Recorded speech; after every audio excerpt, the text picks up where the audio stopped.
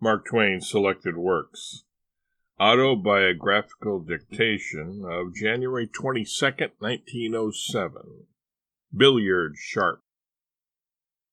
Last night at a dinner party where I was present, Mr. Peter Dunn Dooley handed to the host several dollars in satisfaction of a lost bet. I seemed to see an opportunity to better my condition, and I invited Dooley, apparently disinterestedly, to come to my house Friday and play billiards. He accepted, and I judge that there is going to be a deficit in the Dooley treasury as a result. In great qualities of the heart and brain, Dooley is gifted beyond all propriety. He is brilliant. He is an expert with his pen, and he easily stands at the head of all the satirists of this generation.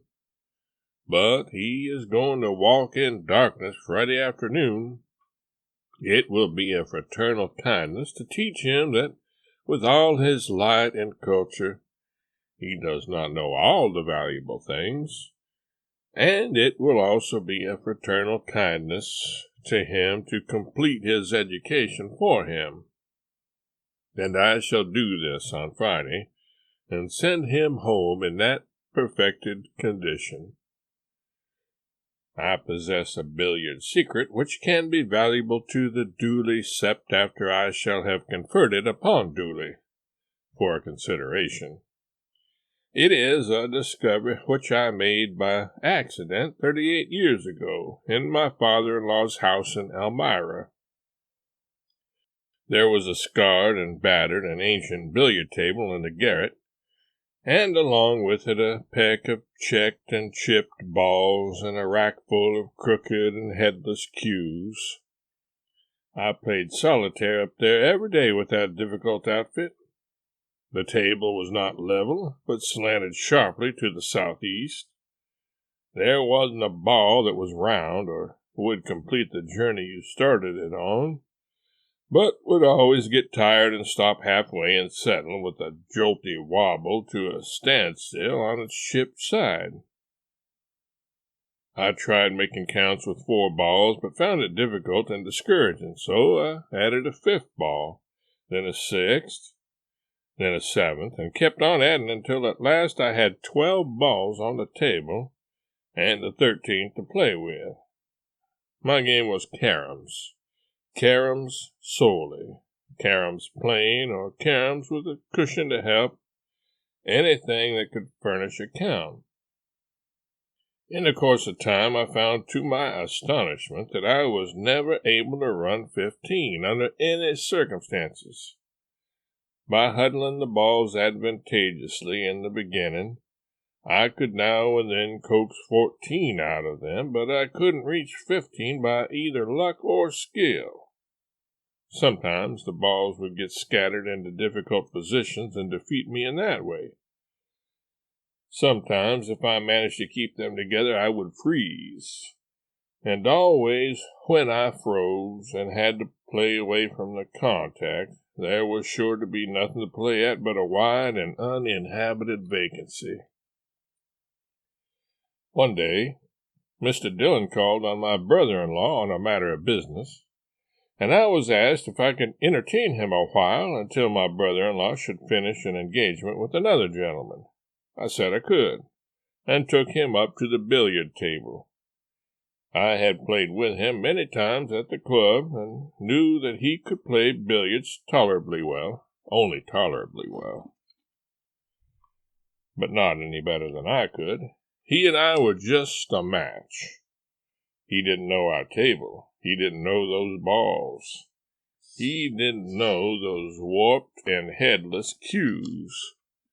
He didn't know the southeastern slant of the table and how to allow for it. I judged it would be safe and profitable to offer him a bet on my scheme. I emptied the avalanche of 13 balls on the table and said, "Take a ball and begin, Mr. Dillon. How many can you run with an outlay like that?" He said, with the half-affronted air of a mathematician who has been asked how much of the multiplication table he can recite without a break, "I suppose 1,800,000 anyway." I said, "You shall have the privilege of placing the balls to suit yourself, and I want to bet you $1 that you can't run 15. I will not dwell upon the sequel. At the end of an hour, his face was red and wet with perspiration. His outer garments lay scattered here and there over the place. He was the angriest man in the state, and there wasn't a rag or remnant of an injurious adjective left in him anywhere, and I had all his small change.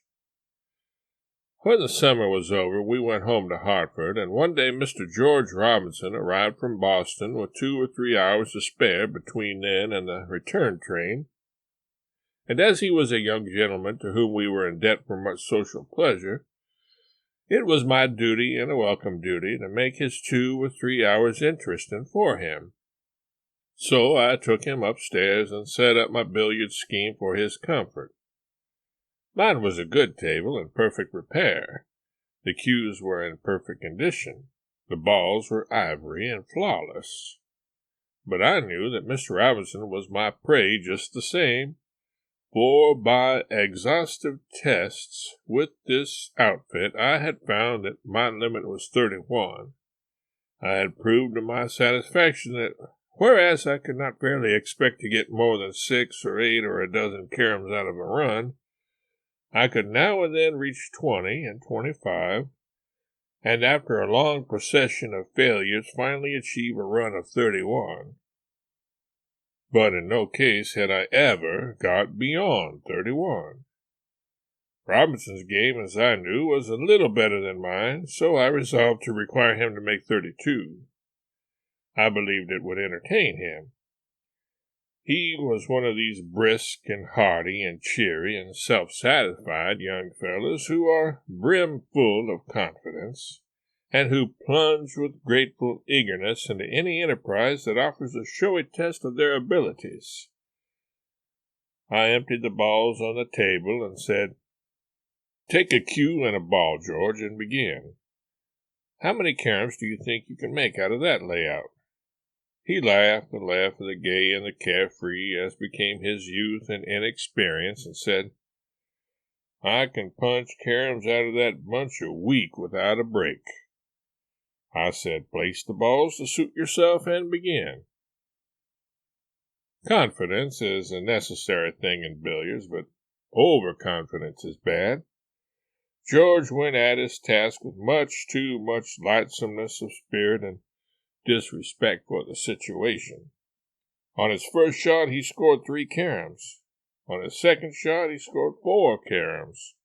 And on his third shot, he missed as simple a carom as could be devised. He was very much astonished, and said he would not have supposed that careful play could be needed with an acre of bunched balls in front of him. He began again and played more carefully, but still with too much lightsomeness. He couldn't seem to learn to take the situation seriously. He made about a dozen caroms and broke down. He was irritated with himself now, and he thought he caught me laughing. He didn't. I do not laugh publicly at my client when this game is going on. I only do it inside, or save it for after the exhibition is over. But he thought he had caught me laughing, and it increased his irritation. Of course, I knew he thought I was laughing privately, for I was experienced. They all think that, and it has a good effect. It sharpens their annoyance and debilitates their play. He made another trial and failed. Once more he was astonished. Once more he was humiliated. And as for his anger, it rose to summer heat. He arranged the balls again, grouping them carefully, and said he would win this time or die. When a client reaches this condition, it is a good time to damage his nerve further, and this can always be done by saying some little mocking thing or other that has the outside appearance of a friendly remark. so I employed this art. I suggested that a bet might cotton his nerves, and that I would offer one, but that as I did not want it to be an expense to him, but only a help, I would make it small, a cigar if he were willing, a cigar that he would fail again, not an expensive one, but a cheap native one of the crown jewel breed, such as is manufactured in Hartford for the clergy. It set him afire all over.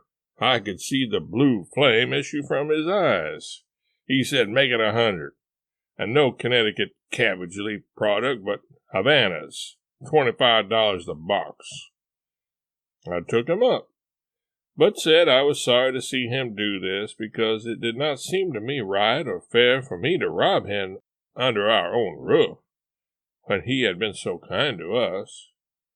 He said with energy and acrimony, "You take care of your own pocket if you'll be so good, and leave me to take care of mine." And he plunged at the Congress of balls with a vindictiveness which was infinitely contenting to me. He scored a failure, and began to undress. I knew it would come to that, for he was in the condition now that Mr. Dooley will be in at about that stage of the contest on Friday afternoon. A clothes rack will be provided for Mr. Dooley to hang his things on as fast as he shall from time to time shed them. George raised his voice 4 degrees and flung out the challenge, "Double or quits." "Done," I responded in the gentle and compassionate voice of one who is apparently getting sorrier and sorrier. There was an hour and a half of straight disaster after that, and if it was a sin to enjoy it, it is no matter. I did enjoy it. It is half a lifetime ago, but I enjoy it yet, every time I think of it. George made failure after failure. His fury increased with each failure as he scored it. With each defeat he flung off one or another rag of his raiment, and every time he started on a fresh inning he made it double or quits once more. Twice he reached 30 and broke down. Once he reached 31 and broke down. These nears made him frantic, and I believe I was never so happy in my life, except the time a few years later when the Reverend J.H. Twitchell and I walked to Boston, and he had the celebrated conversation with the hostler at the inn at Ashford, Connecticut. At last, when we were notified that Patrick was at the door to drive him to his train, George owed me 5,000 cigars at 25 cents apiece, and I was so sorry I could have hugged him. But he shouted, "Give me 10 minutes more," and added stormily, "It's double or quits again, and I'll win out free of debt or owe you 10,000 cigars, and you'll pay the funeral expenses." He began on his final effort, and I believe that in all my experience among both amateurs and experts, I have never seen a cue so carefully handled in my lifetime as George handled his upon this intensely interesting occasion. He got safely up to 25 and then ceased to breathe. So did I. He labored along and added a point, another point, still another point, and finally reached 31. He stopped there, and we took a breath. By this time the balls were scattered all down the cushions about a foot or two apart, and there wasn't a shot in sight anywhere that any man might hope to make. In a burst of anger and confessed defeat, he sent his ball flying around the table at random, and it crotched a ball that was packed against the cushion and sprang across to a ball against the bank on the opposite side, and counted. His luck had set him free, and he didn't owe me anything. He had used up all his spare time, but we carried his clothes to the carriage, and he dressed on his way to the station, greatly wondered at and admired by the ladies as he drove along, but he got his train.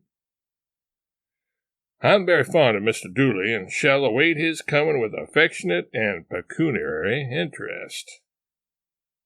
P.S. Saturday. He has been here. Let us not talk about it.